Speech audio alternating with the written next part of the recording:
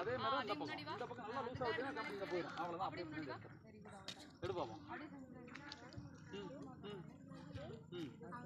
முன்னாடி வரணும். கரெக்டா அந்த கோட்லயே தான் வரணும். இந்த கோட்லயே தான் வரணும். அப்படியே கையை உள்ள விடு. நேரா முன்னாடி போ. அவ்வளவுதான். இந்த கம்பு இருக்குது. தப்பு. கையை லூஸா வை. கையை லூஸா வை. கையை லூஸா வை. அவனுக்கு கொண்டே கொண்டாடு. அப்படியே இப்ப கம்ப நேரா அப்படி எடுத்து அப்படி வெளிய விடு. அவ்வளவுதான். இப்ப இதுக்கு மட்டும் கம்ப அப்படி எடுத்து உள்ள விடு. சரி சரி.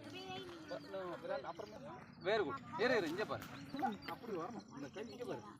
இந்த கை இப்படி மாலை போட்டது மாதிரி இந்த கையை அது உள்ள விடு. நிமிர்ந்து பாரு.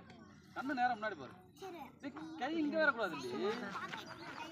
குடுக்கிறப்ப இந்த கை வந்து இப்படி உள்ள அப்படி போகணும். அவ்வளவுதான். ஒரு டைம் செஞ்சா ஈஸியா வந்துடும்.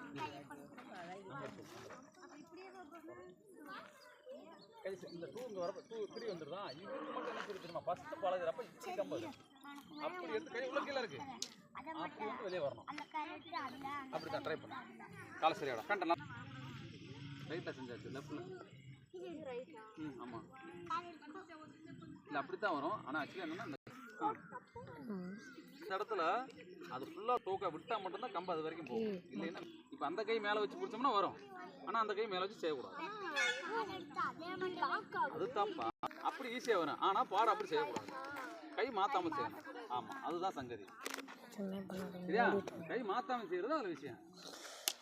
ட்ரை பண்ண எடுத்து அவ்வளோதான். இது என்னன்னா இந்த கம்பு போறப்ப நல்லா, அதாவது ரெண்டு என்ன வித்தியாசம் சொல்லிடுறேன். இப்போ ரைட் சைடு வர்றப்ப நல்லா ரைட் சைடு வரப்ப லெஃப்ட் கையை லூஸா வச்சுக்கிறணும். லெஃப்ட் சைடு போறப்ப ரைட்டை நல்லா லூஸா வச்சுக்கிறணும். அவ்வளோதான். எடுத்துக்க